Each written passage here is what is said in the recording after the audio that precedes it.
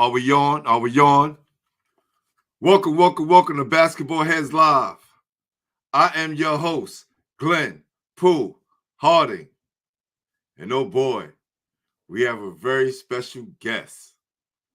This basketball head is an All-American performer and two-time city champion and MVP from DeWitt Clinton High School up in the Bronx. BX, stand up. We got one of your greats here. He is also my second Olympian to come on the show after Hall of Fame inductee Charlie Scott. So you already know this basketball head is in great company. But before he played in the Olympics, he was a heavily recruited high school player by most of the colleges throughout the country. Now, just to set the record straight, he is from DeWitt Clinton High School. They have the most championships out of any high school in New York City. Never forget that. This basketball head chose the University of Maryland, coached by the legendary Hall of Fame inductee, Coach Lefty Giselle. We can't forget his legendary high school coach, John Wiles, as well. So that's two legendary coaches he played for. And just to let you know, when he got to the Olympics, he played for a third legendary coach, which we'll get to in a minute. But at Maryland, he averaged 16 points, 7 rebounds per game. He finished his career with 1,219 points. His nickname, the Bear. That was for his ferocious play on the court, and he proved that by scoring 22 points and pulling down 15 boards during the international game against the Soviet Union. He has proven to be one of the top players in New York City history and has played against some of the best talent in the world, including his 1976 Olympic gold medal experience, which we will talk about. He was drafted in the second round by the Chicago Bulls in 1977 and is now retired, living in Maryland. And the reason why we're here tonight is because of his lovely wife. Salute to you. So, without further ado, help me welcome to the show, two-time city champion from DeWitt Clinton, University of Maryland great, and 1976 Olympic gold medal winner, Steve Bear Sheppard. Y'all ready? Y'all ready?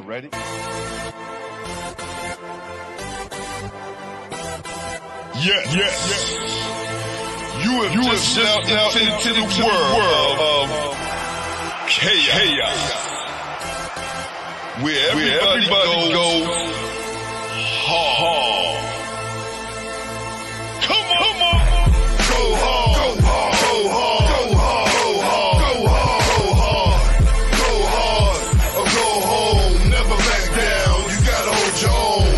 Go hard. Go hard. Go hard. Go hard. Go hard. East Coast. Go hard. West Coast. Go hard. Midwest. Go hard. Dirty. Hurry up, everybody. Get online, buy your tickets, cause the game about to start.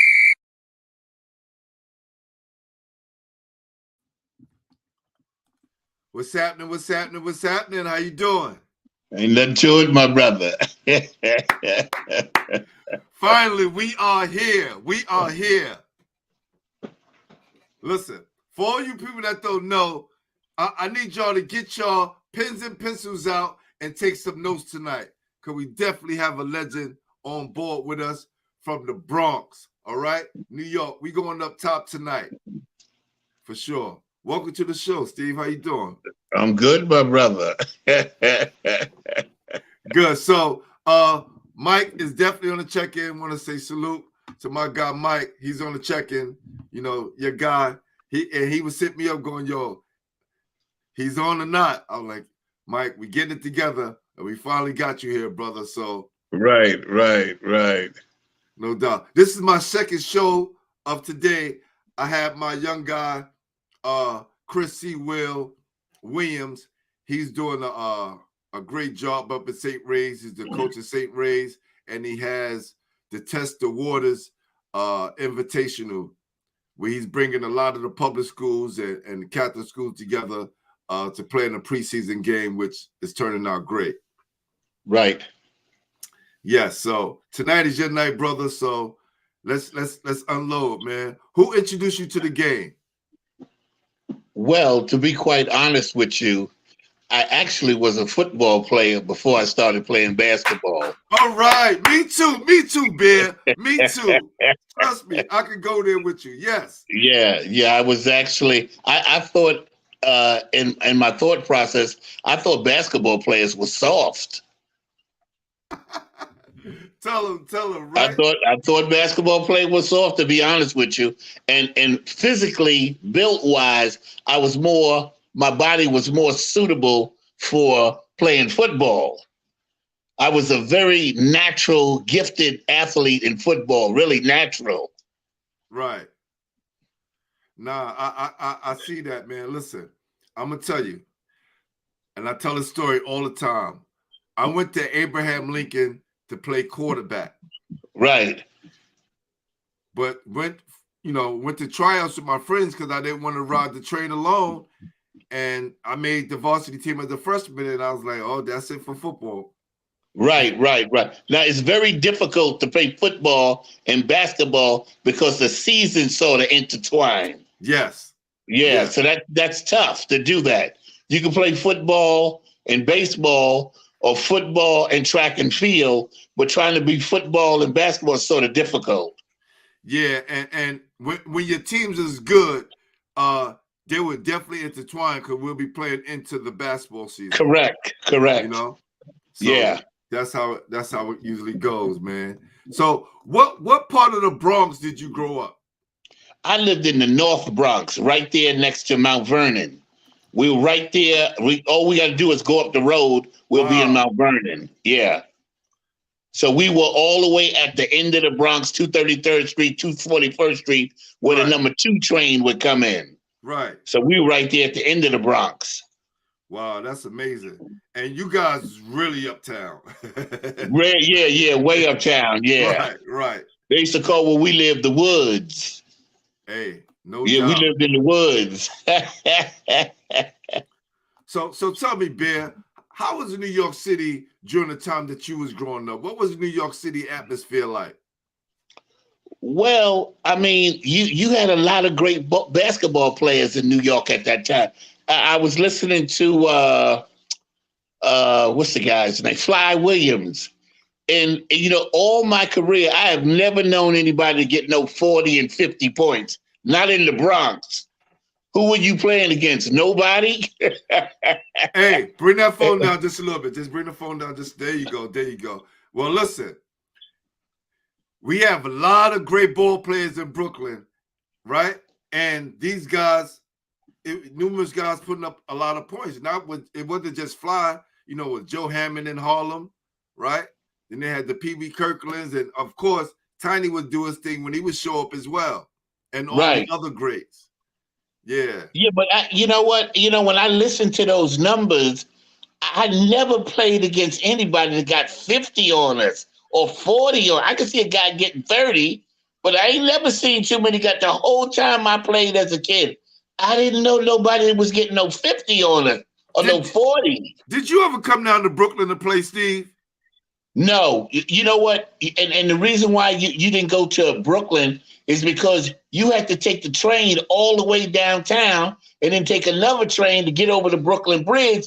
That didn't make any sense. It was too far. And we didn't have any cars back then, and we sure didn't have no money. Well, Ricky Sobers said he always made it down to Brooklyn. That's what got his game over the edge. Ricky Sobers, right? Well, he did mention that. Rick may have been getting a ride over there. You know what I'm saying? But Rick lived in more of the South Bronx. I lived in the North Bronx. Yes, and I get and understand why you probably didn't make that trek, right? The proximity, yeah. The proximity, yeah. Wow. All right. Understandable. You get a pass. You get a pass. And one thing I will tell you, there was no need to go to Brooklyn. Bad dudes were in the Bronx. We didn't have to go to Brooklyn. So they said, you guys racked up a lot of championships up there. So we definitely got to give the Bronx their props. But one thing I will say, this is just to tell you the talent. When I was a kid, 13, 14, now remember I grew up with Tom Henderson. Oh. So you had two guys from the same neighborhood play on the Olympic team. Yeah. That just tells you the sort of competition we were playing in, uptown. No, that is amazing. Yeah. That is amazing. You think about it, right? They talk about the street legend from Brooklyn and Harlem, but then like places like Queens turned out the most NBA players, and the Bronx, the most Olympians. Right. Well, we can say, I don't want to say the most. Yeah, we have a few. But how y'all did it back to back was incredible. 72 and 76. That rarely happens. And let me add this to the equation. Butch Lee and I played together in high school. So you had two guys on the same high school team playing the Olympics. Against each other, right? No, we played with each other. Now, hold on. I thought Butch Lee played for the Puerto Rican team. Yeah, but still he was an Olympian. Oh, no, I know that. Yeah, and we all went to high school together. Right. What Mike told me was that Butch dusted y'all off in the Olympics because he didn't make the team, the USA team. Well, Butch had a great game. There's no doubt about that. Yeah. Yes. He had a great game that day. That day right there. Actually, when I saw him play that day, that probably was the best game he ever played because he really had a great game. Those guys couldn't stop him. And Butch was a very confident guy. He had a chip on his shoulder too. Yeah. And he should have had. He should have had that. Yeah. Well, I want to say salute to my guy, Mike Napolitano in the building, and Corey Weiss. Corey Weiss said, Bronx got the best point guard. Okay. You got a Hall of Famer there. You got a Hall of Famer there in the top 50. So we can't argue with that. Not at all. Where did you get the name Bear from? A guy gave me that name, a guy named Kenny Gittens. I hated that name. He used to call me the Bear. I hated that name. And then for some reason it just stuck. Yeah. And the real pronunciation of the name is Steve the Bear Sheppard. That's the actual Bear pronunciation. The Bear. Yeah. Got you. Yeah, that's the real pronunciation of it. Yeah. Okay. So when did you start taking the game seriously? We talked about you as a football player. When did the basketball bug start to kick in? Well, on my way from elementary school going to junior high school, I wanted to play on the team in junior high school. And for some reason, I was just starting to play a little basketball. And when I tried out for the team, I didn't make it in the 7th grade. So that year, when I didn't make it, I vowed to myself, I'm going to the community center and I'm going to make that team next year. So that's what I did. I went to the community center every day after school. We played every single day, and I made that big improvement from the 7th grade to the 8th grade, then came back that 8th grade year and played fairly well. And then you had to make the jump to high school, right? But I'm going to tell you something. Now, the summer of the 8th grade going to the 9th grade, I could see the strides that I had made. And I had a job in the community center that summer. So I was in the gym working out hard each and every day. And in the summer tournament, I had my first team, and my team was named Bears Cubs. And we won the junior tournament. Oh, man, we won the junior tournament. Hold on. Your team was named after you? Yeah, Bears Cubs. and you was playing? Yes, yes, yes. Bears Cubs. How was that initial game under the whistle for yourself? You sort of get used to that. It's just the way, playing under a whistle. It was like natural after a while. It became natural more than playing just in the street. A lot of guys play street ball, but they can't play under the whistle. Then you have a lot of guys that play under the whistle that can't play the game with referees and organized ball with plays and things like. Some guys have a difficult time with that.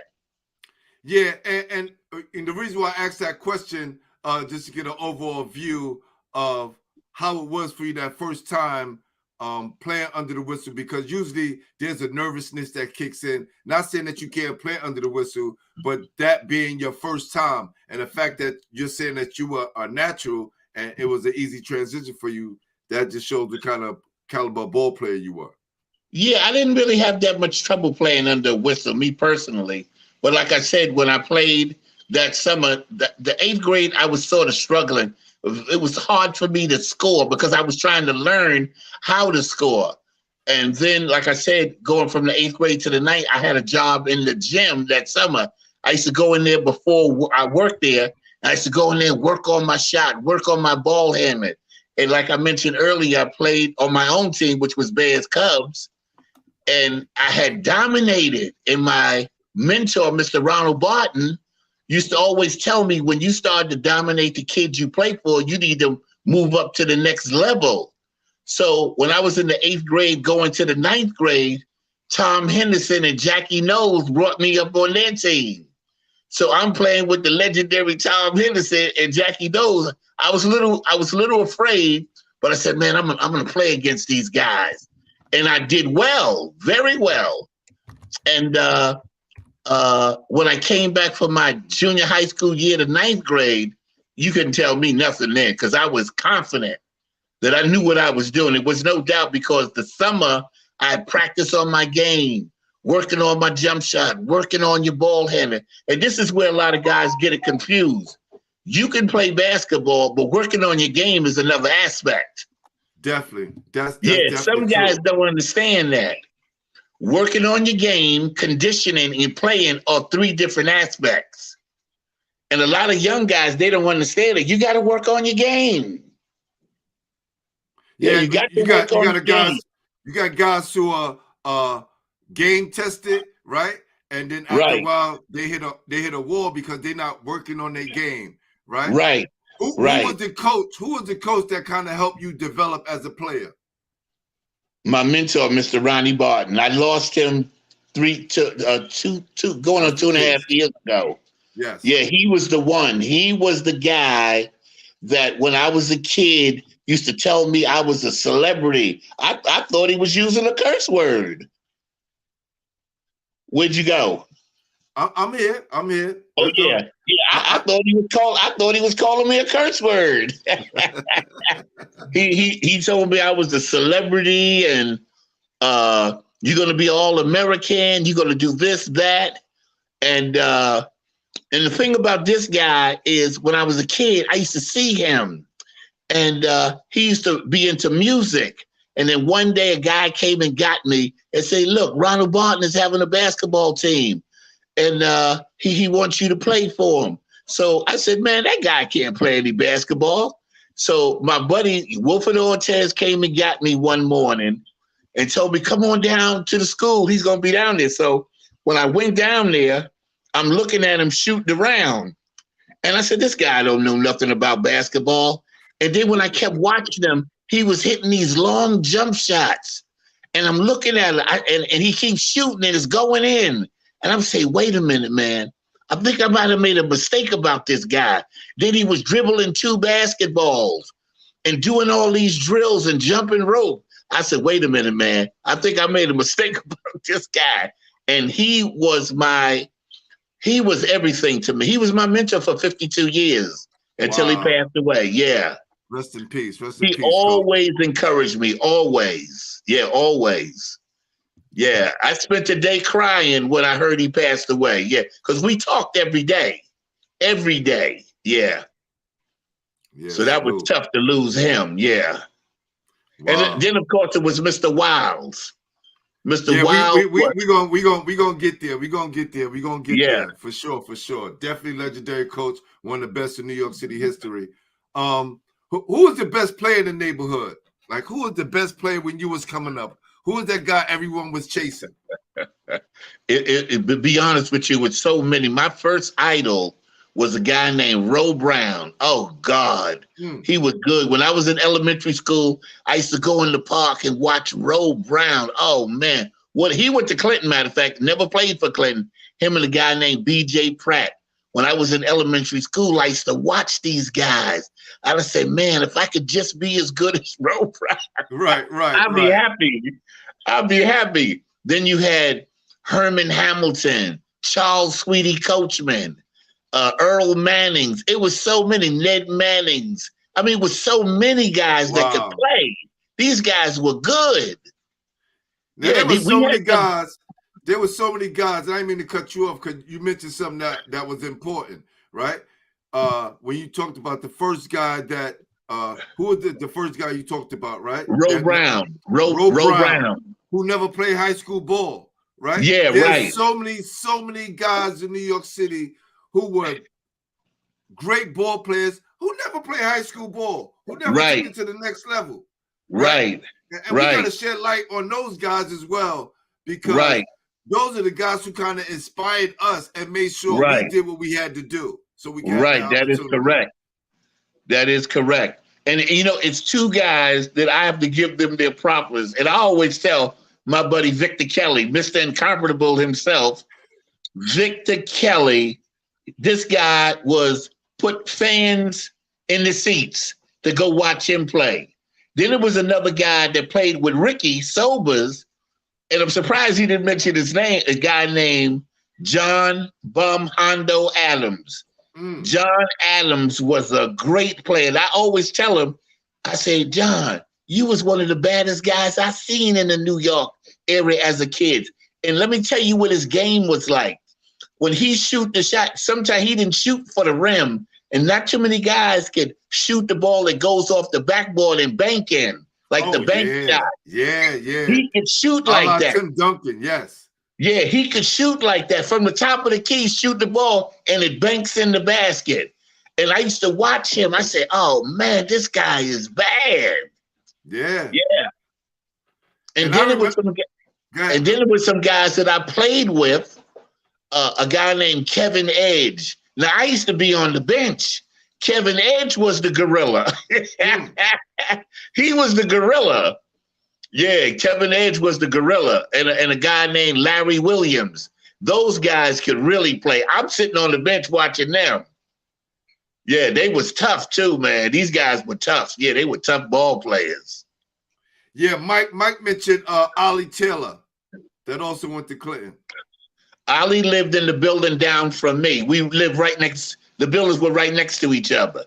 Ollie could jump, but I'm gonna tell you something about him. He was a baseball player. He was a heck of a base. I used to go in the park and watch him. He was a home run hitter. Yeah, he probably could have played Major League Baseball. He was that good. He was a great baseball player. With all the guys that you mentioned, including Ricky Sobers, who never played at Clinton, right?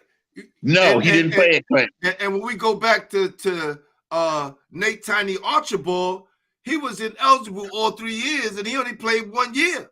Right. He played 2 years, his junior and senior year.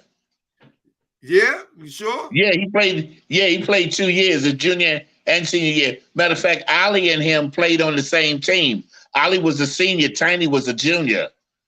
Okay. Let me see, because I was sure that he only played. I'll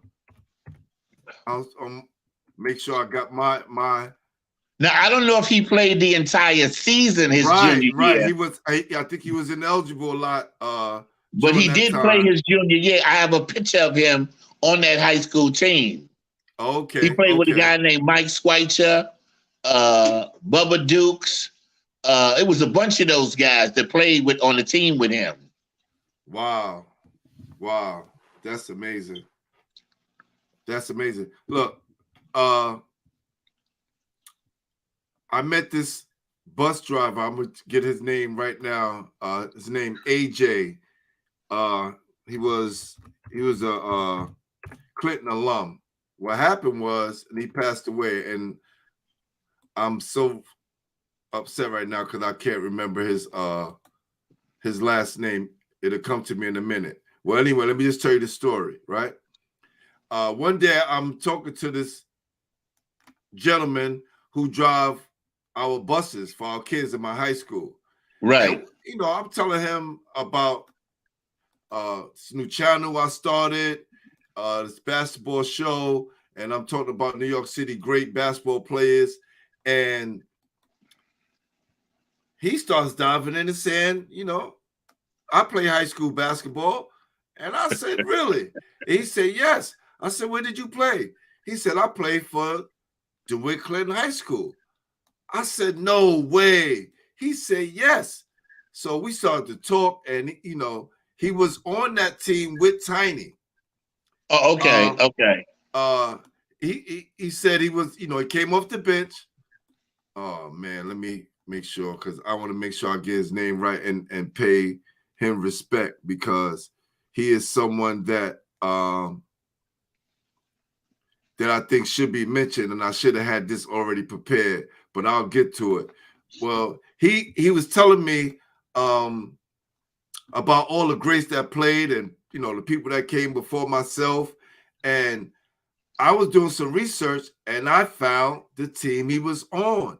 So one day, like maybe a week or two went by, I saw him again, and I screenshot this picture, and I said, AJ West, that's what's his name. AJ West. AJ West. I don't know him. AJ West.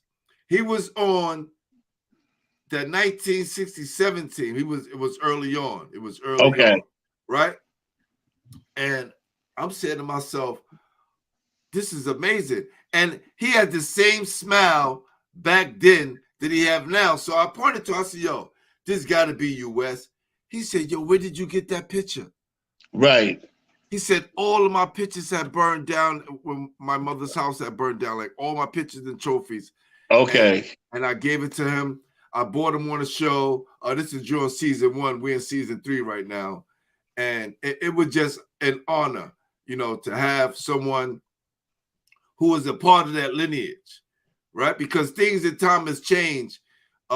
DeWitt Clinton is now on the verge of coming back and becoming one of those schools, but we want to make sure the history is never lost. Right. You know, and I'm glad that and fortunate that you're here and we could talk well, about one it. thing I tell people when I look at high schools and I look at these Oak Hill Academy, Flint Hill Academy, they're recruiting. Yeah. They're recruiting. Even when you look at the Catholic schools, they're recruiting. Right. I went to a school, this was just a public high school. We weren't recruiting. Either the kid came there or they didn't. Yeah. That was Clinton. And it was the zone. High school was a little bit different back then. And anybody could have went to Clinton back then. Yeah, anybody could have went to Clinton. Yeah. Yeah, anybody could have come to Clinton. And we had 3 shifts. You had the morning shift, the middle of the day, and the evening shift. Because it was like 8,000 to 10,000 boys in this school. So that's what the advantage. Listen, and Boys High had it like that as well. This is why they have so many championships and won so many Jordan teams, right? Right. So, look, it was pure competition. Right. In the gyms, on the parks, right? And only a small few made the team. Well, actually, that 1967 team I saw, it was like 20-some players on the team back then. Right. But now they only carry, 13 to 15 players, if that? Right. You know? So, Mike said Tiny played both years, but not much run. Someone broke their arm, then Tiny started to get run. Okay.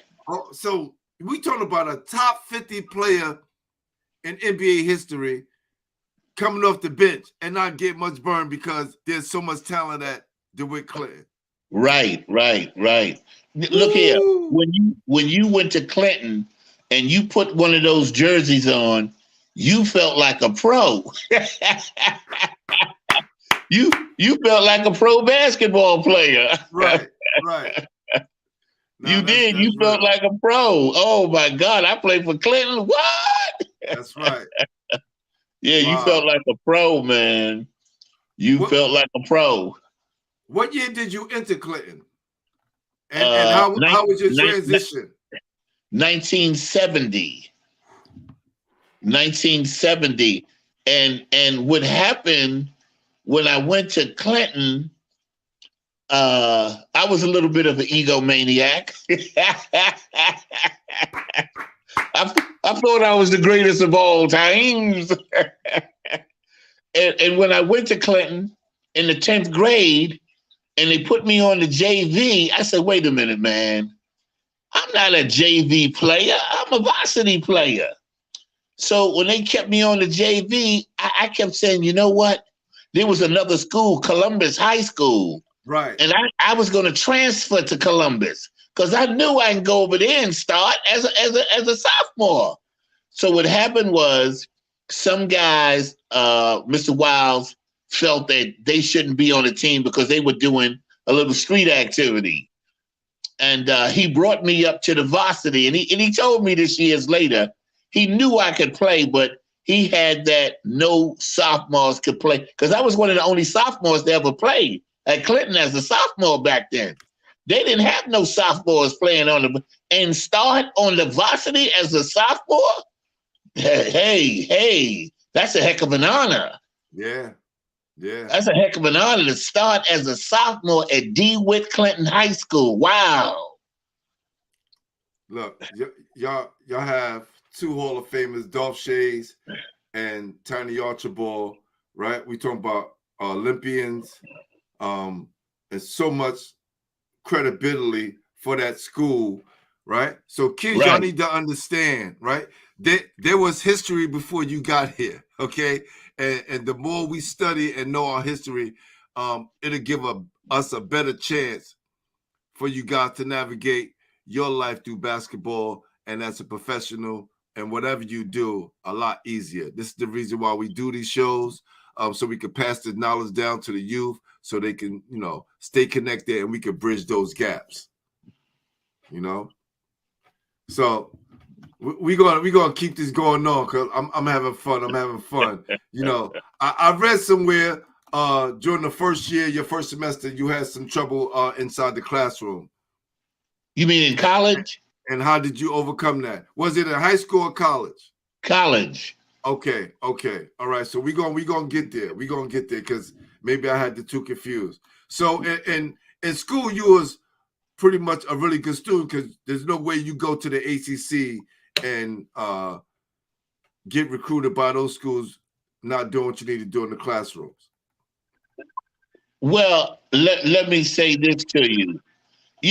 Then you really didn't grasp the importance of the books, so to speak. I didn't until I got to college. And I had a guy named Noel Myricks. And he's the one that really steered me in the right direction. About your academics, getting your education and things of that nature. And when he kept telling me, he said, Steve, this is how we're going to graduate in 4 years. And he said to me, take your hard classes in the winter months. Take your easier classes in the summer months because you have more of an aptitude to want to be out free in the summertime. And vice versa, in the fall months, you have more of an aptitude to be inside. So that's what he did. So he mapped out a schedule for me. Wow. And also what he did, he took me to the library and showed me how to work around that library. Then there was another guy. I wasn't a very good note taker. And there was a guy named Al Mercer. And two things he told me. One was go buy yourself a tape recorder. Was one of the best things I could have done. Take a tape recorder in the classroom And number two, he told me get in front of the class and raise your hand at least 3 to 5 times. He told me that. And Hey, I that's the listened to trick. them instructions. That worked for me my senior year because of course I went through the same thing to high school, just get my focus right and do what I need to do. But that trick worked for me. It's not really a trick. It's actually just, getting focused and just doing something different. I can't hear you. But being in front of the classroom. I can't hear you. I'm still here. I can't hear you though. I know, but you need to go out and come back in.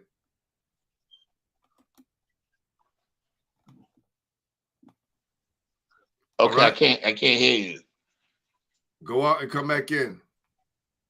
Huh? Go out and come back in.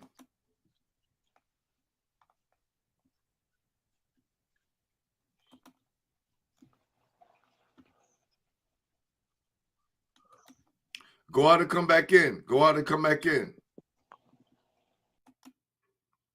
He's having trouble right now. We're going to get him right back into the studio. But this is important for you kids that are focusing on your grades. The best bet is a great strategy. Take your easier classes when it's getting hot. Take your hard classes when it's getting cold so you can focus. Sit in front of the classroom, and this way you become a better student. Hello, you hear me? I can't hear you. You got to go out and come back in. Go out and come back in.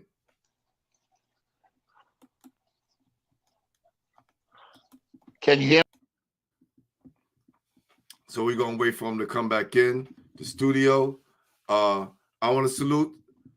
Yo, Vince, what up, man? I'm definitely going to get to that question. That's actually one of my questions, so I didn't want to jump off too early and say that. Corey Vice in the building. What up, Mike?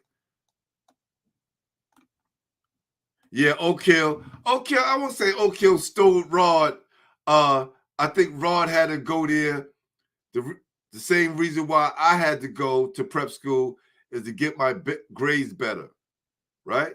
That's what a lot of us struggle with in New York City with the grades. New York City is such a moving and shaking town. We get caught up in some of the lights and the glamorous life of being a high school basketball player and not really focus on our grades like we should. I think the educators do a great job, especially now knowing some of the things that they have to do to keep kids eligible and also give kids the right curriculum so they can stay eligible and also get to the next level in college. So that's always a plus. We're going to wait for my guy Bear to come back in.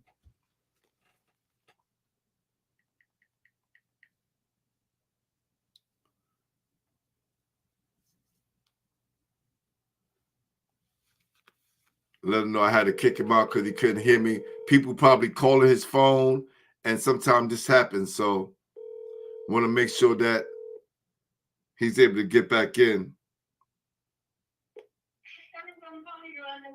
Yeah, just come back in the room, Bear. When that happens, I lost your signal. I know. You got to just go back into the studio and hit the link again and come back in. Okay, wait a minute. All right. Wait a minute. I'm gonna come back. Yeah, just come back in. If that ever happens, just go out, close it out, and come right back in. Okay, wait a minute.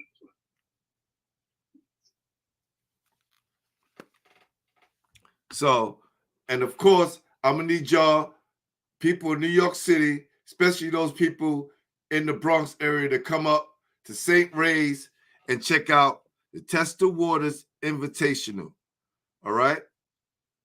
It's hosted by St. Ray's, started by my guy C. Will. We want to have that place jumping tomorrow. It's going to be a lot of good teams bringing their players out to compete against each other. So we definitely want to go show some love there. We're waiting for Steve Sheppard to come back in. This guy has a lot of history. And speaking of Tiny, right? You know, here's a guy who grew up in the South Bronx, and just go figure. Here's a top 50 player all time coming off the bench in high school. What do you know about New York City, right? Some of the best players come from. Tiny Archibald had to come off the bench. But once he got in, he made sure he owned it.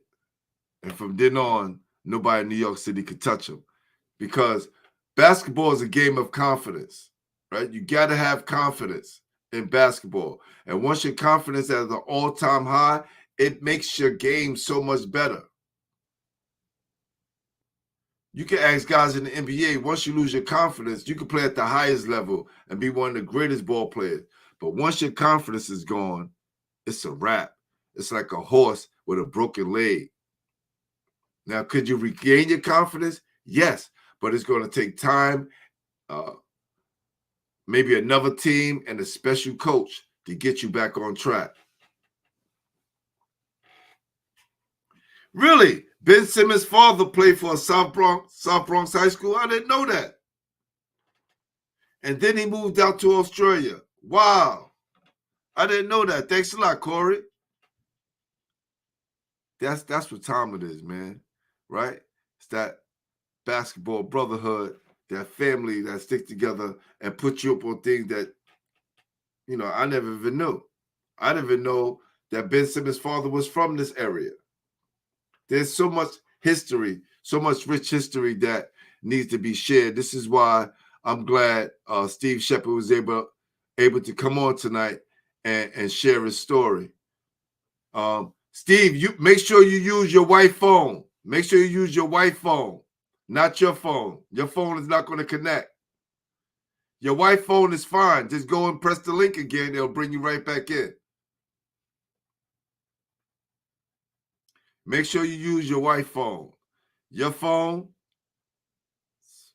probably for Walmart. It's not working. Your white phone, definitely legit. And that's how it always usually is. When some of my guests, there we go. Okay. Yeah. So that's what happens. If someone call to interrupt you, just go out and come back in. It makes it easier. Okay. Where is your phone, so I don't have to call? Where is his number, so I could call him and don't bother you? Okay, don't worry about it. Go ahead. No, what she got, an iPhone? No, she got an Android too. Hers is just better. Right. Push do not disturb. Yeah. No one will be able to disturb you, because if someone call you, it's going to cut the sound off. Well, that's what happened. My son called me. Right. Yeah, and that's when it cut the sound off. Okay. Yeah. All right. Right.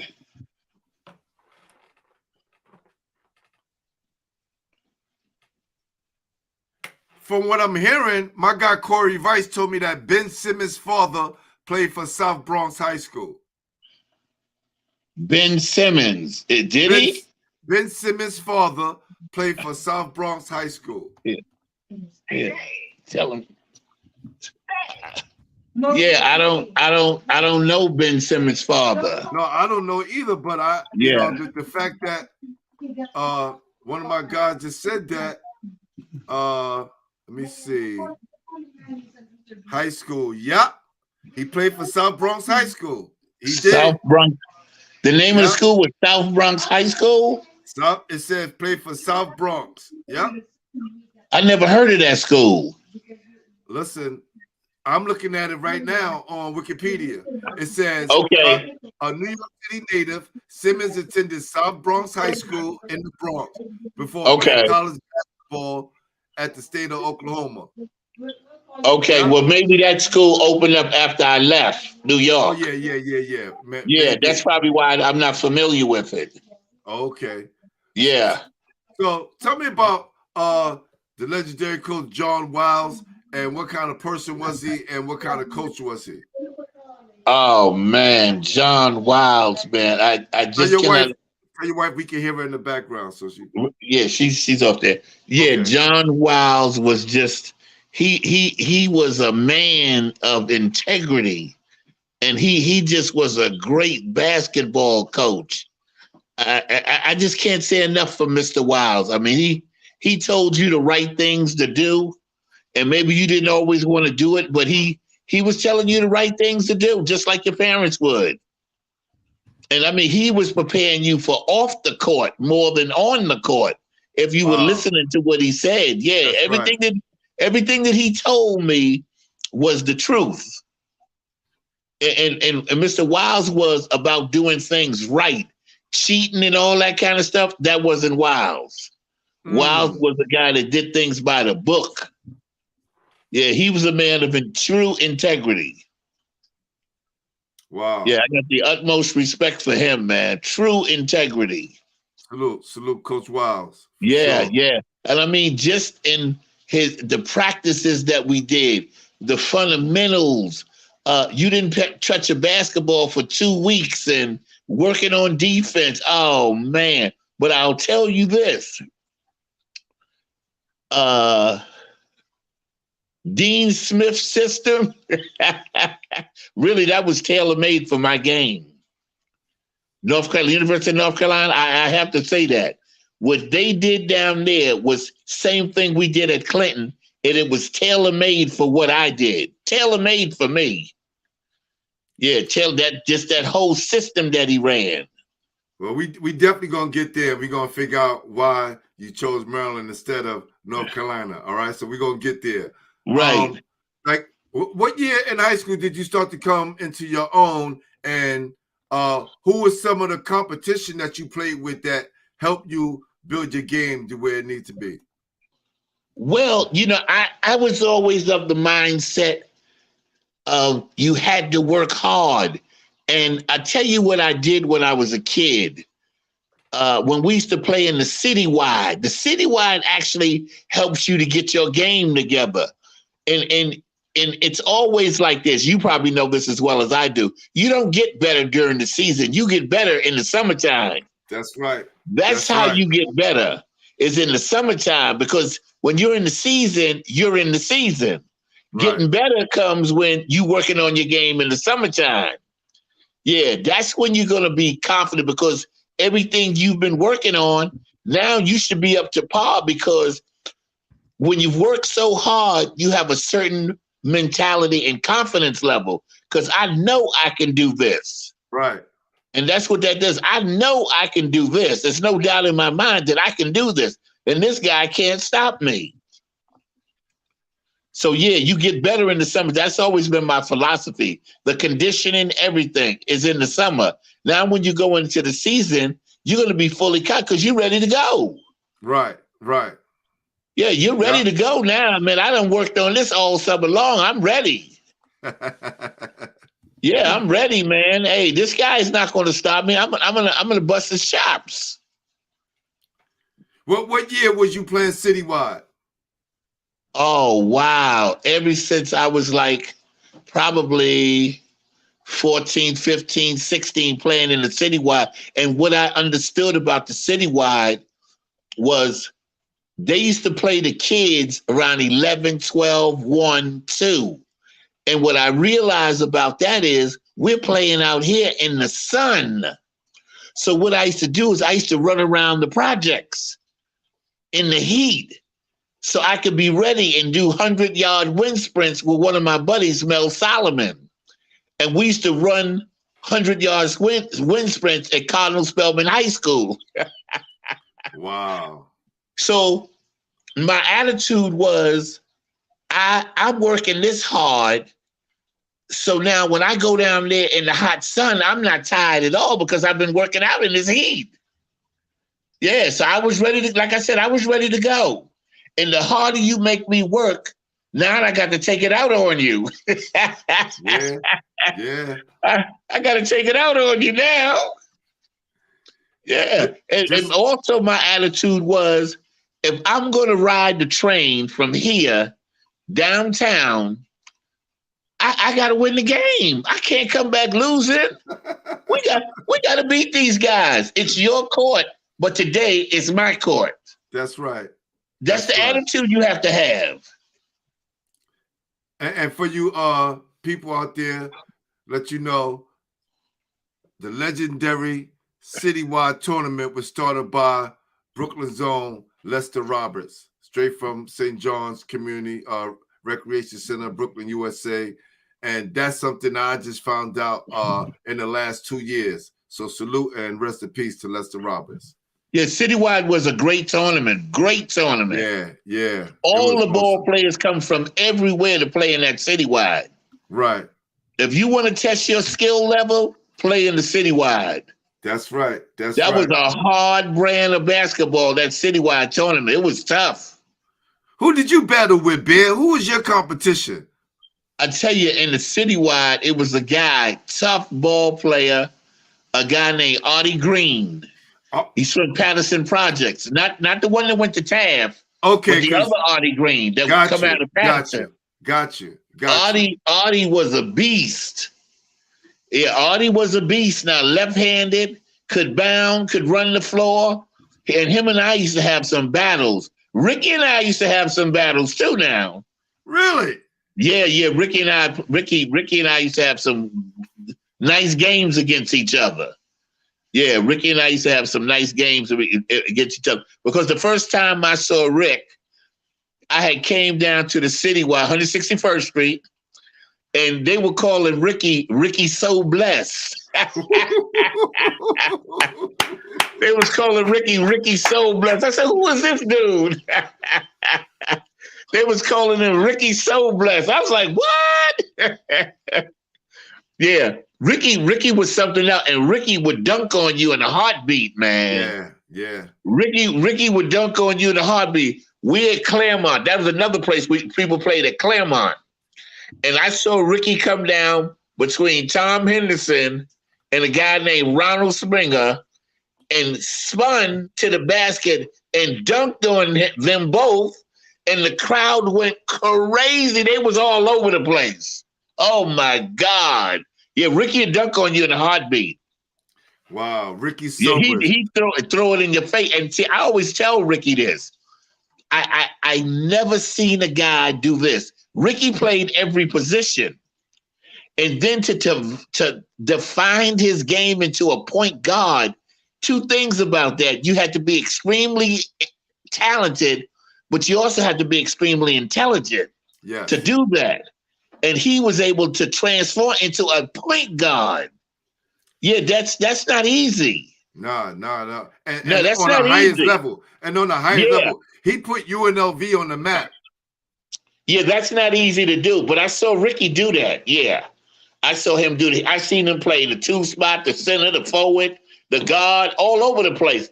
But to define his game into a point guard, that's a whole different ball game. So that took talent, and you had to be intelligent to do that. Because now he turned from a scorer into a distributor. Yeah, so that took an intelligent guy to be able to do that. What or how did Tom Henderson apply pressure to your game and get you better? Well, I tell you, just Tom played with 3 guys I used to watch, a guy named Vernon Kersey and a guy, Bruce Prescott, and Tom. Those guys were always together as kids. But just watching Tom had a magnificent floor game, man. I mean, he just had such a beautiful floor game. And one thing about Tom that I can honestly say about him, that he was a general on the floor. See, Tom was a man when he was 14, 15, and 16.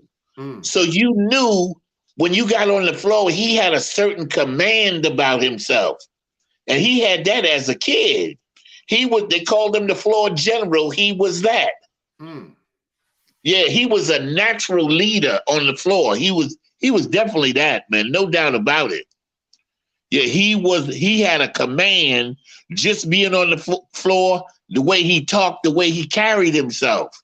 He was the floor general. He was that. Wow. So his influence on me is by watching him play. Yes. Yeah, watching him. Yeah, watching him play. His command on the court. Yeah, Mike said Mr. Page had a lot to do with Ricky Silver's becoming a point guard. Who is Mr. Page? You know what? I never met Mr. Page. Ricky told me that too, but I never met him.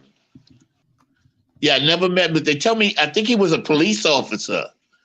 And he used to come around the kids and work with a lot of kids. And I heard he was a ball handling expert. If you wanted to learn how to ball handle, Mr. Page was the man to go to.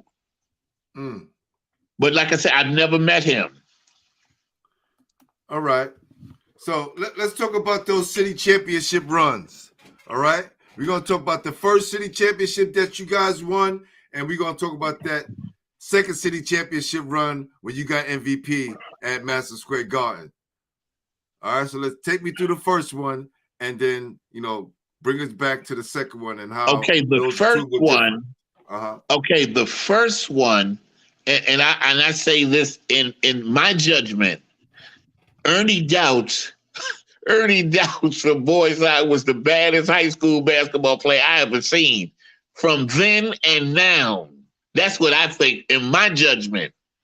When I watched him, Ernie Douts was a great basketball player. And when I watched him play against Taft beat us twice. Taft was actually, I believe, was the best team in the city. I think they were. But when I was sitting in the stands and I watched Ernie Douts destroy them, they could not guard him. Mm. He was 6'5", had a beautiful jump shot, could drive to the basket. And in the game, he had such a command on the floor. He was telling guys to get out of his way. He was taking guys one-on-one. Now, remember, this guy averaged 29 points a game in high school. Wow. He averaged 29 points a game, and Peter Davis averaged 26. So they was getting a lot of scoring out those guys. Right. And I think what happened was Don Adams, he should have went into a zone on them because they were bigger and stronger, but they couldn't play them one-on-one. And that was perfect for Ernie Douts, man. He kind of killed them. Mm. They should have went into a zone on him. But I can understand how Adams felt his guys could guard Ernie Douts. But Ernie Douts was something else, boy. He was a great, great player. Would you consider him better than Connie?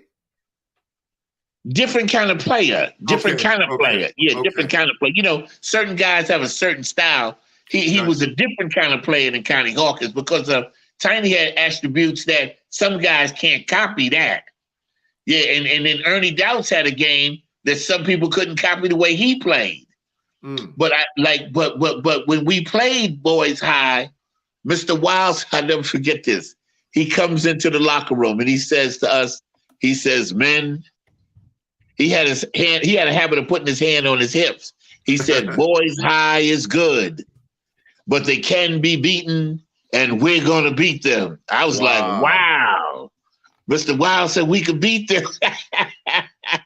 He must have a plan. Right. So what Wiles looked at was what Coach Adams probably should have looked at is we played all kind of defense on 1-3-1, box and 1, triangle and 2, 2-1-2, man to man, zone press, 2-2-1 zone press. We did all of that.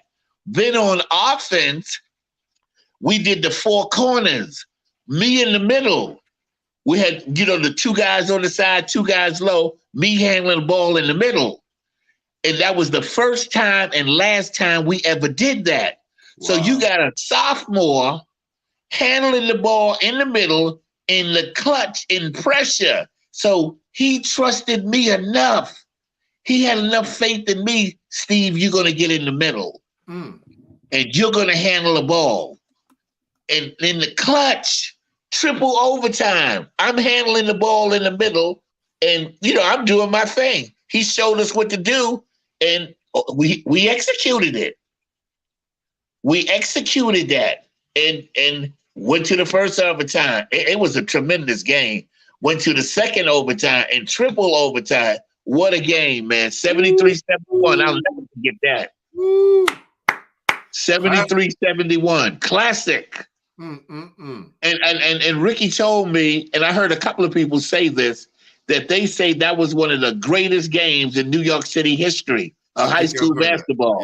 Yep. Yeah, that was a great game. It was. Bring the phone back a little bit. So okay. There you go. Cool. Yep. So the next one was against Harin. What the hell is Harin? Who's that? Yeah. We weren't familiar with Harin, but I'll tell you what. We wanted to play Andrew Jackson because they had a guy, Rashid Shake and Bake Walker, and another guy named what was this other guy's kid's name? He was the man.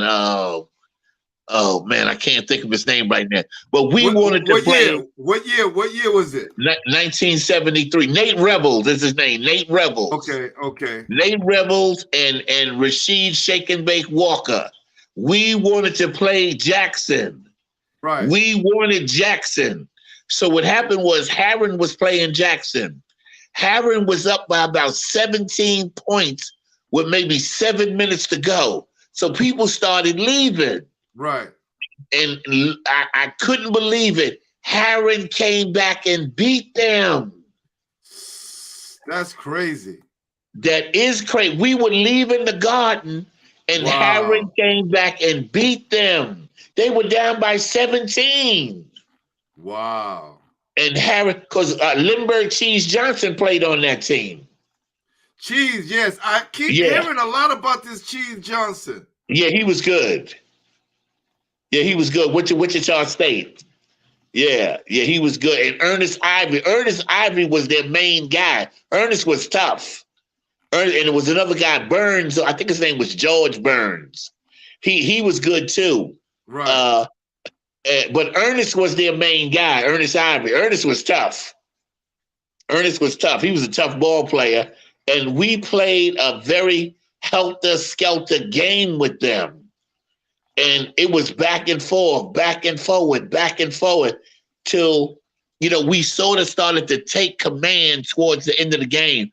And I missed a lot of free throws that day. If I'd have made my free throws, we'd have beat them by about maybe 10 points. I had 29 points and 22 rebounds in that game. Tough. Yeah, had a very nice game that day. That was one of those games that you feel good when you win one like that. And I'm saying to myself, you guys went to the city championship 3 times in a row, and you guys lose to Taft in 74. Yeah. I was at that game. 2 of their key players weren't on the team, Kenny Johnson and a guy named Richie Francis. Got you. And Kenny played with me, but Kenny got kicked off. And Richie got kicked off too. I don't know what they did, but they did. Kenny Johnson was a great player too, man. He was something else. Yeah, they said first team All-City was Anthony Price from Taft that year. Right. Booby Eldridge, Alexander Eldridge. Yes. They had Alexander Eldridge and a guy named Larry Wingate was in the backcourt, and Tony Price was like the center sort of back then for them. Gotcha. They were good. I was at that city championship the very next year. It was at St. John's. So and that's when it ended the Madison Square Garden run and was at St. John's up until when I was in high school. Oh, they were playing them at St. John's. Yep. And then after I left high school, it went back to the Garden. Go figure. Okay. Go figure. So that last championship against Harin, you got MVP. Right. Because nice. that year I was All-City, New York City Player of the Year, high school All-American. Yes, because that's the only year that's not on here. I got 74, 75, but that 73 All-City team is not on here, and it skips and go to 70, 71. So okay, the guys that were on that the guys that were on that All-City team was Walter Smith from Columbus. Okay. Dennis Boyd from Roosevelt High School in the Bronx. Then you had Ernie Grunfield from Forest Hills, and then you had Wesley Ramshaw from Charles Everett Hughes. And Ernie and I played together on the Olympic team. Wow. Yeah, Ernie Grunfeld. We played together on the Olympian team together. He went to Tennessee with the Ernie and Bernie show. Yep. And how come Bernard was Bernard there during that time? Yeah, he was at the trials. Yeah, Bernard was a different kind of guy back then, though. Yeah. He matured after that. All of the nonsense. Oh, got you. Yeah. He matured after the nonsense. I hear that. Yeah. That's something new on the show. We didn't know Bernard King was about the nonsense. All right. So Bernard was a great player. I used to play against B. King in the he played for Gil Reynolds in the PAL. Yeah, we met them in the PAL. Yes, Vanguard. Yeah, we played them in the PAL a couple of One thing I always liked about Bernard, that guy played hard, man. B. King played hard. We played together in the pro league down here called the Urban Coalition, and Bernard played with me and Lucas and the guys. But Bernard played hard, man. When he stepped on the floor, he wasn't playing with it. He was serious. Yeah, he was serious. He had the same attitude I had. I wasn't playing with you. I'm coming to play. So this the question I want to ask, Steve. Who asked that you bust that was a notable out here that we probably know about? A whole bunch of people. I won't go through that, but there's a whole bunch of them. Got you. Yeah, they I used to hear guys whisper, "That's that guy Bear from Clinton." You had that little reputation, and they used to whisper, "That's the Bear from Clinton. That's the Bear. That's Clinton. That's the Bear." And you got that scary nickname too. Like that's something that you walk in the park and they see your stature. I just look at the picture of you in college, and I was like, "Damn, this guy was well put together even back then." Yeah, strong, physically fit. My thing, I used to tell kids all the time, I used to do 100 push-ups a day, 100 sit-ups every day. Woo! Yeah, do that every day. Yeah, do those sit-ups and push-ups. Look, for y'all that want to see what my guy looked like in college, look at that. I got better pictures than that, though. I wish you'd have sent me some. I got all this from offline, but that we'll definitely get to that. What was the recruitment process like for you, and what other schools were recruiting you besides Maryland? Oh, Marquette, University of Houston, University of Hawaii, Oregon State, Oregon University, Washington State. I got offers from everywhere, just about. Why I had Maryland. Maryland, yeah, definitely Maryland, yeah. But why Maryland? I tell you, what happened with that is I originally went to University of Hawaii. And what happened was when I went out to Hawaii right after high school, I left here, went to Hawaii in like May. Well, we got out of June, beginning of June. And when I went there, I was staying out there and I started to look at the schedule. And I said, well, man, when I talk about going to University of Maryland, playing against UCLA, North Carolina State, Clemson, I said, wait a minute, man. I think I better go to University of Maryland. And then the ACC was the best conference in the country back then. So I said, you know what? I shouldn't tell this story, but I'm going to tell this story. So I called Lefty. I said, look here. I think I'm leaving here. So I said, I'm going to leave here. I left Hawaii on a Thursday, got back to New York on a Friday. Lefty was at my house on Saturday. My father took me out to Queens, and Lenny drove me down to Maryland on Sunday. I enrolled in Maryland on Monday. That's how that happened. Yeah, that's how I got up out of there. Yeah.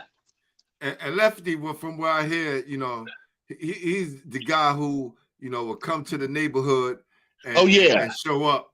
you know, and let the Yeah. players know, look, I really want you, you know. So Right. yeah. But the guy that was really on me was a guy named Dave Pritchett. He used to track me down everywhere.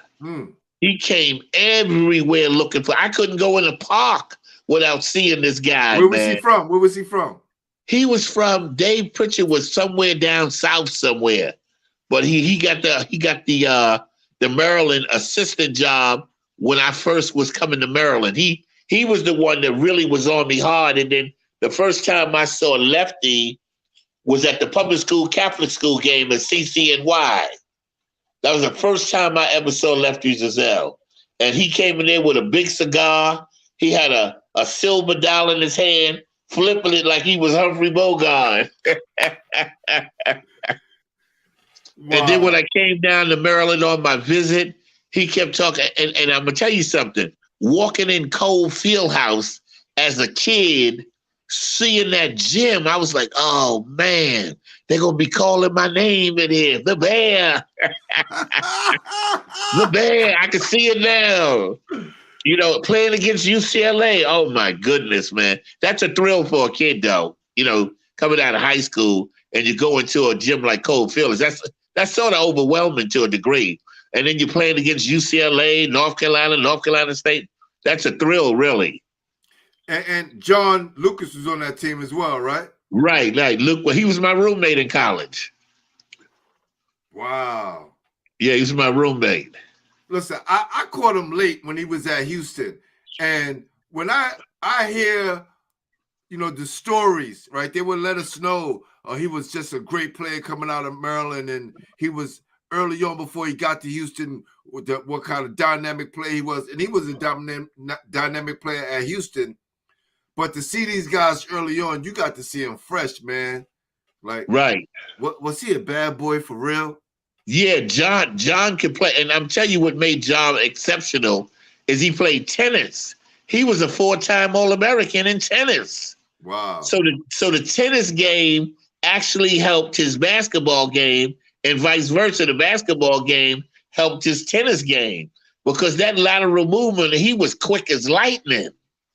Yeah, John had supreme quickness, but the thing that people don't really realize about John didn't grow up like the regular kid. You know, John's dad was the principal of his high school. And his father was very influential with the NAACP in Durham. So John didn't come from just any kind of background. His mother was an educator. Wow. And then he had a great coach at Hillside High School, a guy named Coach Easterlin, who tutored him from when he was a little boy. Wow. Yeah, Coach Easterlin. Yeah, so John, and then, you know, as a tennis player and a basketball player, he was around Arthur Ashe. He was around Sam Jones. He lived right across the street from North Carolina Central. So he had these different facilities. He could talk to Sam Jones, Arthur Ashe. He was playing against Jimmy Connors. I mean, he was exceptional, John. He had a heck of a bringer. Yeah. Yeah, that's a heck of a. So it wasn't like your average inner city African-American young man. Right. Yeah, it wasn't that. He grew up in a different setting with, you know, you have both parents educated and your father is the principal of the high school. Yeah. That was rare back then. Yeah. Yeah, he's a different breed. Yeah, it's a different breed. Yeah. And then you're right across the street from North Carolina Central. You look out your window and North Carolina Central is directly across the street from your house. And, you know, Sam Jones is around there, the great Sam Jones. So he had access to these guys. Arthur Ashe, you had access to Arthur Ashe. Yeah, so that's you're a little bit different. Yeah. Yeah, you're a little bit different. You know, we talked about your transition into Maryland and knowing that, you know, just a few years prior, maybe, you know, 10 years prior to you getting there, a New York City native by the name of Charlie Scott had opened the doors for the ACC for people of color. Right. You know? So just knowing that we have another New York City guy that's going down to the ACC and making his presence felt. How was life for you off the court and then your transition on the court? At Maryland? Yes. I didn't have any problem. I was a guy that was I could adapt to any situation. It wasn't really difficult for me. It was just the environment was different because you went from a urban setting into a college setting, and it was a little different because there was a lot of white kids there. It wasn't many black kids, and most of the black kids were on the sports teams, and it wasn't a whole lot of black kids living on campus. But I mean, I didn't really have any transition, didn't have any problems really. Had a lot of good guys around you, a lot of good teammates. Good, so I really enjoyed myself in Maryland. Had a great time. All right, yeah, so had a great time. My guy Mike want to know, we're going to take it back a little bit about that high school all-star game against Adrian Dantley. Did Adrian Dantley bully you? Please, come on, man. Who bullied me, please? Nobody did that. There you go. Yeah, nobody did that. Yeah, nobody did that. What was that all-star game called? That was up at Kutch's Country Club, and that was the United States All-Stars against the New Jersey and New York All-Star. And see, what Mike is talking about is we playing against Adrian, and that was the first time I'm seeing him, and I heard all these things about him. And when we got on the court, we got on the floor, and we play in the first quarter, and Adrian came down, and Adrian was sort of getting the best of me. and he tapped me on my on my hip, and like he had me. And I said, man, wait till the second. I'm going to go off on this guy. So, unfortunately, I did go off on him, and I got the MVP. I did go off on them. Yeah, I did. We beat them in a thrilling game. I think that was 113, 111. And I believe Ernie Grunfeld hit the game-winning shot. Woo! Yeah, Ernie hit it. He sunk the shot. But I was right under the basket if it came off the boards. So Ernie hit, I remember he was on the right side of the court. I was on the left side of the court, and I saw the thing go straight through the hoop. If it would have came off, it would have came right in my hand. Wow. It would have came right off into my hand. Yeah. For those of you that don't know, the Kutcher, that was the country club up Kutcher's in the Country Club. Right, yeah, Kutcher's Country Club. Yeah, right. yeah. That's where a young Wilt Chamberlain would go, change his name, and play against pro players and dominate them. Yeah, that's true. Yeah, Maurice Stokes used to go up there. All the ball players used to go up to Kutcher's Country Club. Yeah, he played up there too. And he played for St. Francis. He played up there. Yeah, he played up there. All those top ball players played at Kutcher's Country Club. Yeah, that was the place to play. If you was one of the top ball players. Yeah. That was like the first 5-star, and I think 5-star probably got their inside from them and was able to take what they was doing at Kutcher and put it in the high school. Yeah. Kutcher's Country Club. They had all the ball players up there. Yeah. Yeah. So let's talk about this, right? For more of your accomplishments at Maryland and what you was able to accomplish, right? How does it feel to be the 22nd best player in the University of Maryland history? And now I hear that they're trying to push to get your jersey retired, or have they retired it yet? You know what? I just had a conversation with a guy the other day, and I have to say this, and I said it to him. I said, it's an insult to me, my neighborhood and my family. You mean to tell me you can play on the United States Olympic team and you're not in the Maryland Hall of Fame and you don't have a banner up there? I think it's an insult. It's ridiculous to me. And a lot of my friends, when they come in, they say, Shep, you not up there? No, I'm not up there. And to be honest with you, for a long time, I was very bitter about that, and still am bitter about it, because I don't understand it. You know what I'm saying? Here you play for your country and your own university don't recognize you. It's insultive. It's an insult. Yeah. I mean, I represent my neighborhood. I represent my high school. I represent my college. I represented the country, and your own college doesn't recognize you. It's ridiculous. Yeah, Yeah, it's insulting. It hurts. I think what we going to do, we going to push for that. All my people that's on YouTube, that's following me on Instagram, we going to push for that. We're going to push to have Steve the Bear Sheppard jersey retired and sitting up in the rafters, because that's the least that the university could do for all the blood, sweat, and tears that he poured out for the university and accomplishes such great things. And speaking of that, that 1974-75 team was one of the greatest teams in Maryland history, right? Right. For what you guys were able to do. Tell me about that team. What's in that 76 Olympic team? No, we talking about the 74-75 season at Maryland, that the team that you were on. Which one? But you talking about my freshman year. Was it your freshman year? It was 70. Wait a minute, it was 73, 74. I didn't play on that team. Well, I'm telling you, they have. Hold on, because I have the article right here. Which year was it? 74-75. 74. You must be talking about the team that went down to Tobacco Road and we won all down there. Right, yeah, that was a great team. Yeah, right, yeah.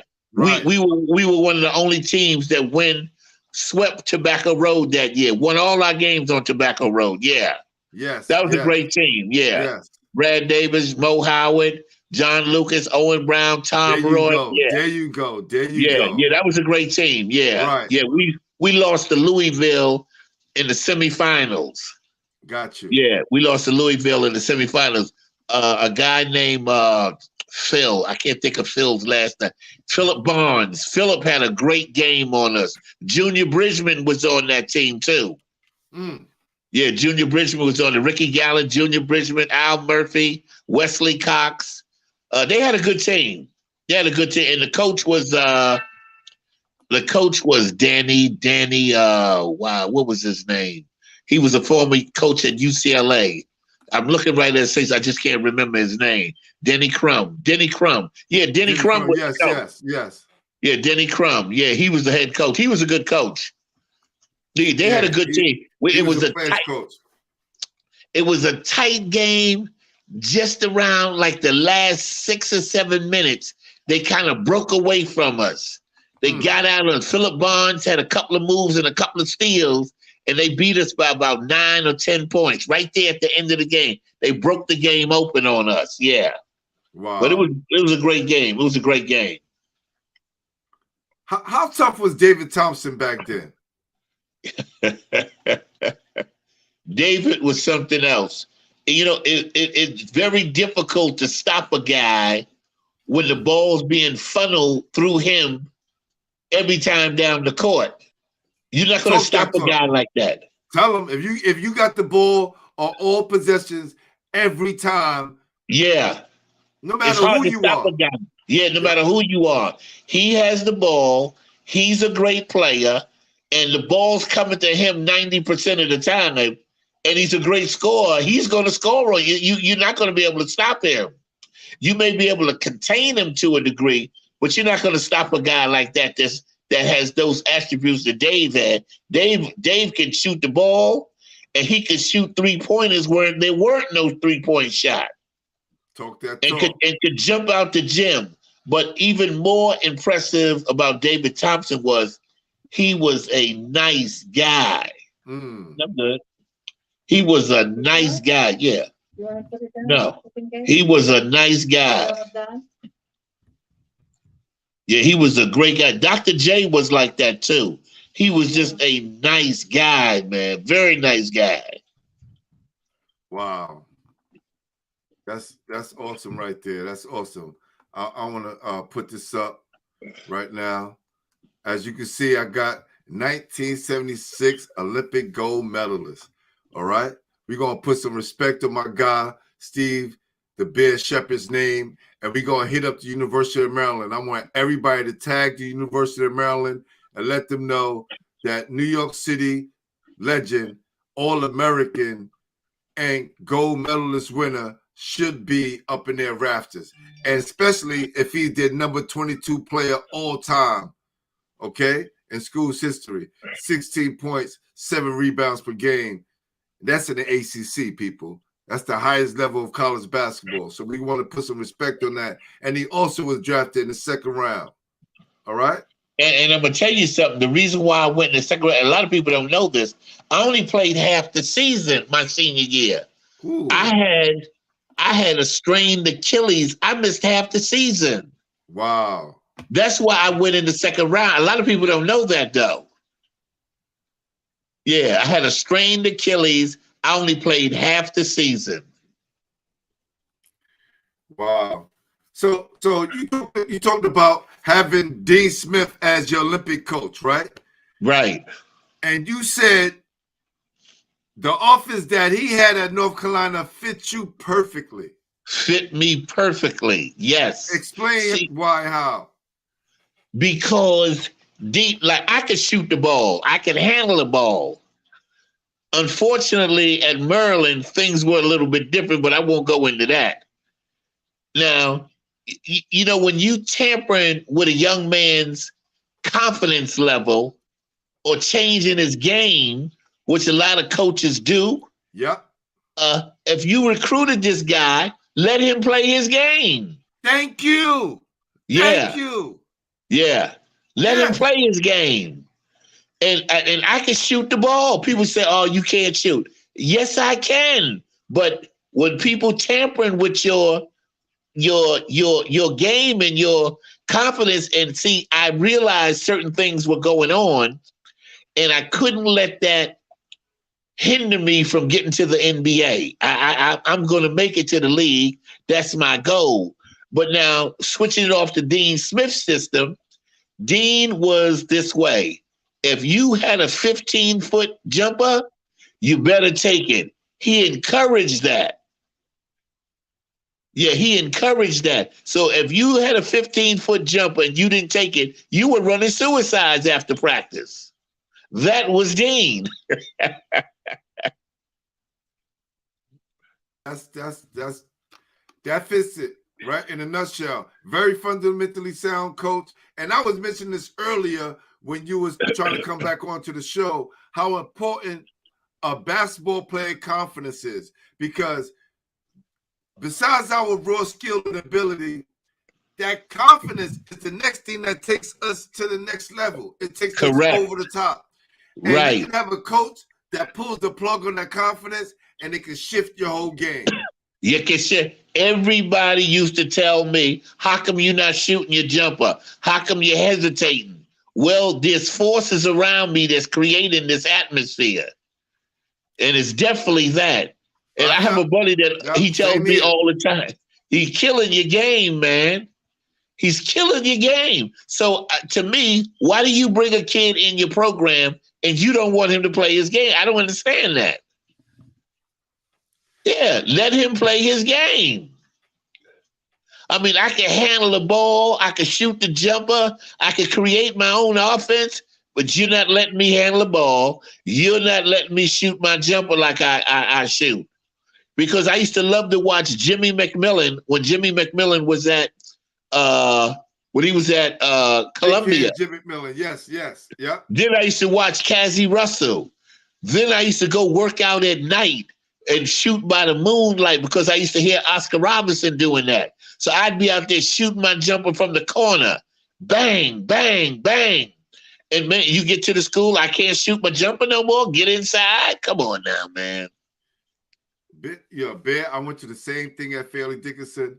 And I used to argue with my coaches, like, why y'all recruit me? I'm the same person that y'all recruited. Right. It's so crazy. When we play against the big schools, right? The handcuffs come off because he need that special player. And that's when I excelled at playing against the big schools. And then we play against these average schools. You want me to change my game? No, I want to play the same way. You can't have me playing up and then tell me to play down.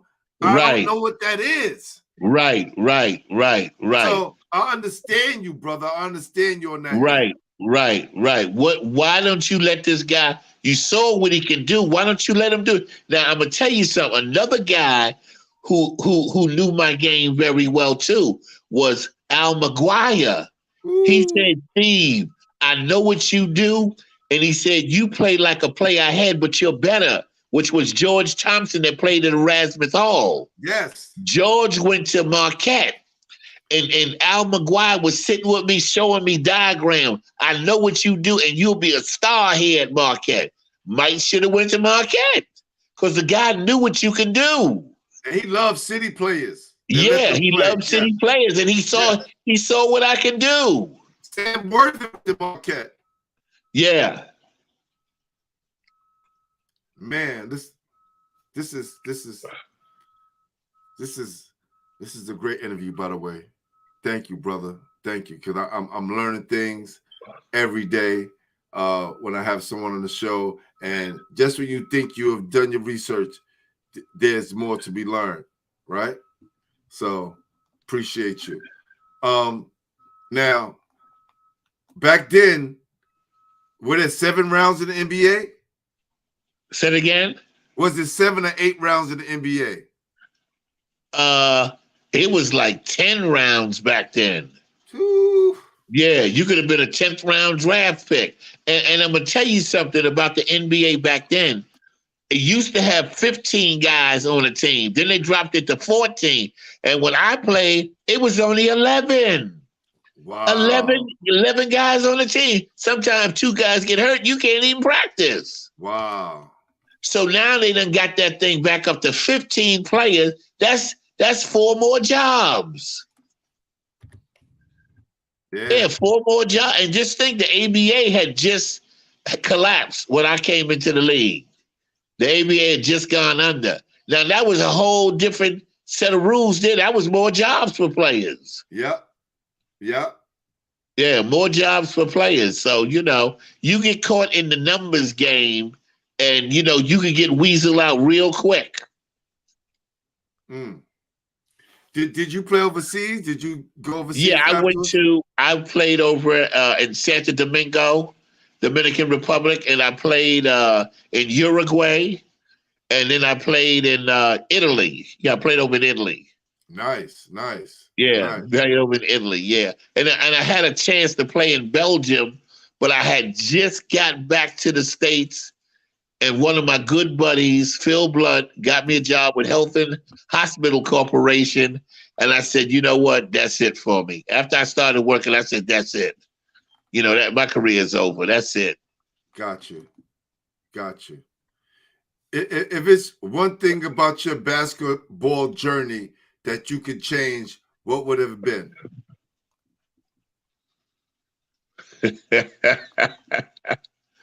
Oh man, that's not a hard question, but it's not an easy one either. You never go when you.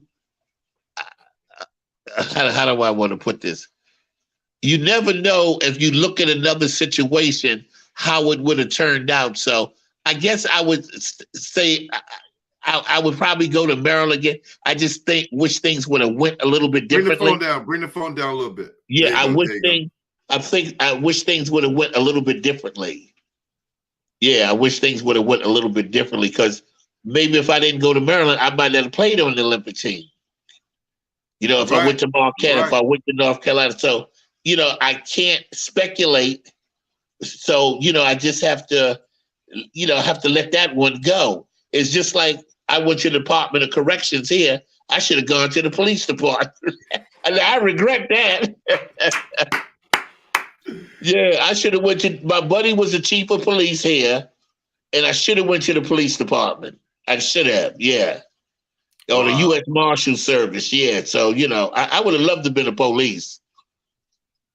Yeah. Yeah, being a police officer. Yeah. I would have loved being the police. Definitely. Catching the bad guys. I had a chance to go to the U.S. Marshal Service, too. Okay. I wish I would have went that route. Yeah, I wish I'd have went that route. Did you coach junior high school at one time? Yeah, I coached my junior high school. Yeah, I worked in the school system for 20 years till I retired. But I wish I'd have went to the police department, Prince George County Police or DC Police. I hear you. I hear you. All right. Now we're going to get into our top five. You know how that movie, Chad? 5 on the black hand side, right? We're going to do that. All right. Top 5 players in DeWitt Clinton's history. Top 5? That's it. You can't name 6, 7, no one off the bench, just 5. Probably Willie Worsley, Tiny Archibald,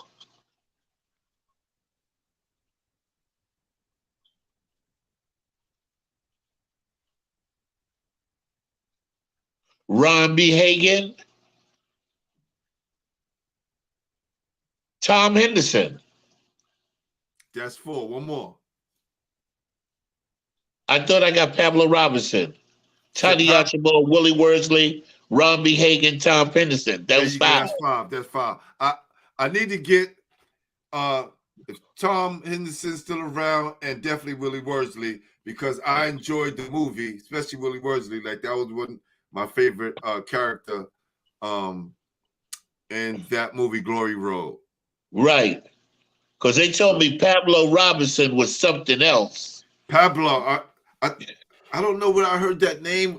Somebody else came on here and said that. He played for the Harlem Globetrotters. Yes. He was the bad dude. Yes. And then, see, a lot of people don't tell you about Ron B. Hagan, but Ron B. Hagan was something else, boy. Heck of a ball player. Yeah, Ron B. Hagan, man. Yes, Ron B. Hagan was something else. 6'9", could do it. Yeah, Ron B. Hagan. They don't mention his name, but he was something else. Well, you did tonight. We're going to salute Ron B. Hagan. Definitely one of New York City greats. All right. Yeah, that would be my top 5. That's good. Now we're going to go into the top 5 players you played against. The top 5 players I played against. Oh, man. Now, what level? College or any level? It could be the street, it could be the park, it could be high school, college, pros, anywhere. Okay, let me say this, and I was going to say this when we got to this point. You know, the hardest guys I had to play against was the guys in my neighborhood: Earl Kelman, Beanie Youngblood, Stanley Bird. And the reason is Jeffrey Staggers, because we had to play against each other every day. They were the hardest guys to play against, because you played against these guys every day. But let me switch it off to this. The best players that I played against overall, oh man, there's so many of them though. In high school, I would have to say Walter Smith, Dennis Boyd. Roosevelt, Dennis Boyd, Columbus, Walter Smith. Wow. You got 2 more. Artie Green. Definitely. Artie Green from Patterson. That was a battle. Ricky Sobers fits in there. Okay. That was a battle, you know, at that level. Now, if I had to ship it up to college. All right, so look, we not, you only can name top 5. I got one more. Okay, cool. He didn't play against Dolph Shades. Dolph Shades before his time. Oh, he's way before me. Yeah. He's like my parents' age. Right. Yeah, he's my parents' age. Probably David Thompson. Yes. Adrian Dantley. Yes. Yeah, those guys right there. Yeah. Okay. Now, if you got to switch off one, because that's 6. Probably David. Okay. He was such a spectacular player. Yeah. Top 50 all time. Yeah. Hall of Famer. Yeah. Sure. Probably David. But Adrian's right there though. He's right there though. Yeah, but he don't make the cut because it's not top 6, it's top 5. Okay. All right. We got 2 more top 5s, then we're going to get you out of here. Top 5 players you played with. Oh man, that I played with. Yeah, this is the toughest part of the show. Bring the phone down too a little bit. So there Oh, you go. okay. The top 5 guys that I played with. Oh man, at what level though? You mean overall? Overall, that's it. Top 5 overall, your whole life. Who's the top 5? I'd have to say one of my buddies that I played with in New York, Ned Frierson. Okay. He would be 1. Tom Henderson. Definitely. He'd be 2. Lucas would probably be 3.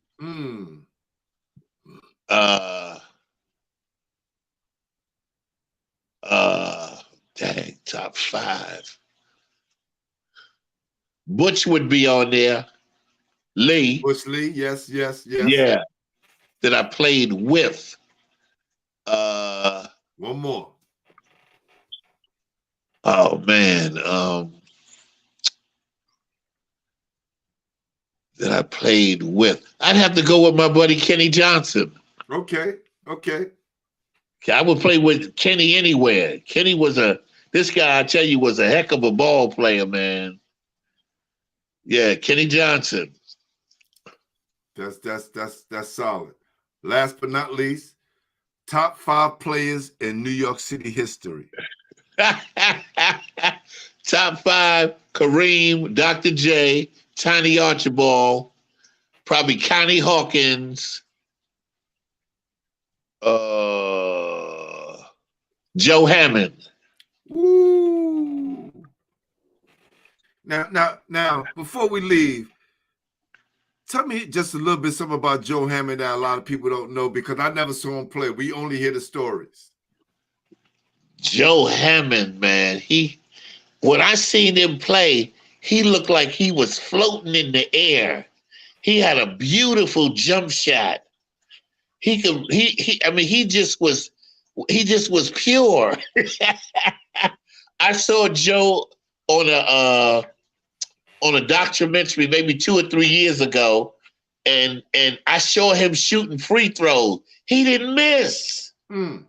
He just sat there and knocked those things down one right after the. He was a tremendous scorer.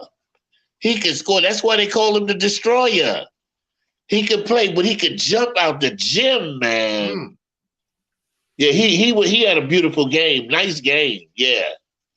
Yeah, he was smooth. You know how a guy could just score easy?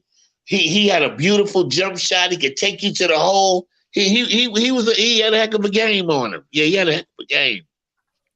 But he had a pretty jump shot. He had a pretty jump shot, though. Beautiful jump shot. Yeah, beautiful jump shot. Wow, man.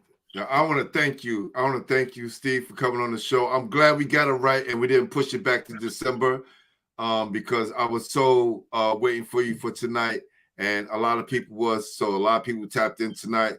I appreciate you, brother, and you're a brother of great integrity, great history, and you one hell of a ball player. So we would definitely want to give you your flowers and let you know that you're appreciated and that you're one of New York City's greatest players of all time.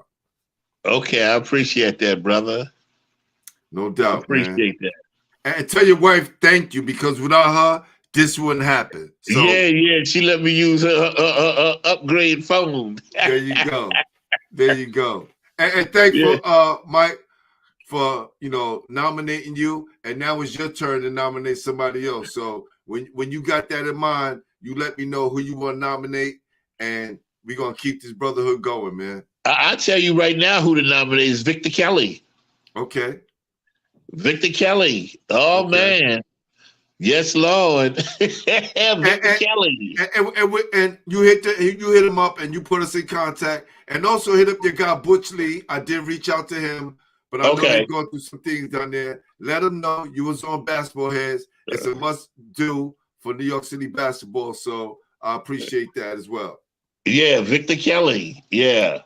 Yeah, Victor Kelly. We're gonna do that. Yeah, we're gonna push this video to the University of Maryland so they recognize that you definitely need your jersey retired. Right. Thank you, man. I appreciate that. No doubt. Listen, tomorrow, tap in, watch the show. we're going to have two-time NBA champion Mario Ellie coming on the show tomorrow. All right, Mario Ellie will be on the show tomorrow. Basketball Heads, 8 o'clock, so make sure everybody's tuned in. Hey, brother, thank you. Have a blessed night. I'm going to send you the link to the show so you can have it. You can pass it to family members and let them watch it. They can watch it at home on television, but you can do as well. All right? Okay. Take care. All right. Take care. Okay. All right. Wow. No matter how many shows I do, I'm always amazed by the amount of history in New York City basketball. We have to make sure that we keep the legacy alive of our greats, legends. Right now, we should be flooding the University of Maryland's inbox, YouTube, Facebook, making calls to their school to let them know that one of our own needs his jersey retired. Not only he was one of their school's greatest players, because when you look it up, he's number 22 on the list, and they only picked 25. He's also one of the only Olympians that came from the school. So we definitely want to honor that. Never forget who paved the way. And DeWitt Clinton hasn't won a city championship in years, but for what they did for the city and how they put us on the map and kept New York City strong, we want to make sure that their legends live on. So with saying that, I am your host, Glenn Pooh Harding. We got those basketball head hats, all right? Come and get yours now while it lasts, because they're going fast. All right? We're about to sign off. I want to say peace to everyone. And make sure y'all tune in tomorrow. Two-time NBA champion Mario Ellie will be in the building. I'll see y'all tomorrow. Peace.